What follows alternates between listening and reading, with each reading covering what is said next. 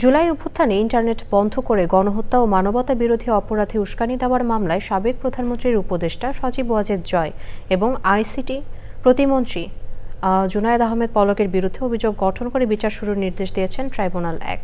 আগামী ১৮ ফেব্রুয়ারি সূচনা বক্তব্য ও সাক্ষ্য গ্রহণের দিন ঠিক করা হয়েছে। পলক আদালতকে বলেন তার বিরুদ্ধে আনা অভিযোগ মিথ্যা। নিজেকে নির্দোষ দাবি করে ন্যায় বিচার প্রার্থনা করেন তিনি।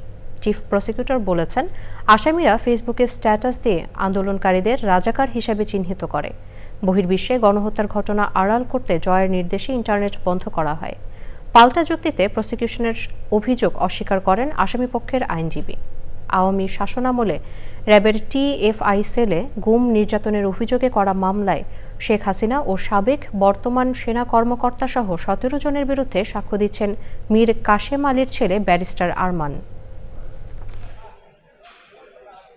অব্যাহতি দরখাস্তে বলেছিলাম উনার বিরুদ্ধে যে ৩টি অভিযোগ এসেছে যে জুলাই ২৪ সালের ১৪ জুলাই থেকে ৫ই আগস্ট পর্যন্ত যে সমস্ত ঘটনা ঘটেছে সেই সমস্ত ঘটনার ক্ষেত্র প্রস্তুতের ক্ষেত্রে উনি ইন্টারনেট বন্ধের নির্দেশনা দিয়েছে।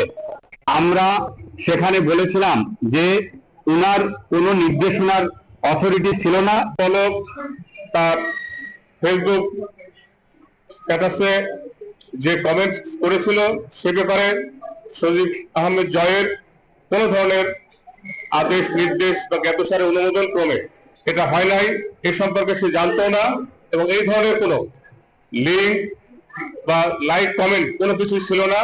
তারপরেও আমাদের বক্তব্যকে গ্রহণ না করে ট্রাইব্যুনাল চার্জ গঠন করেছেন।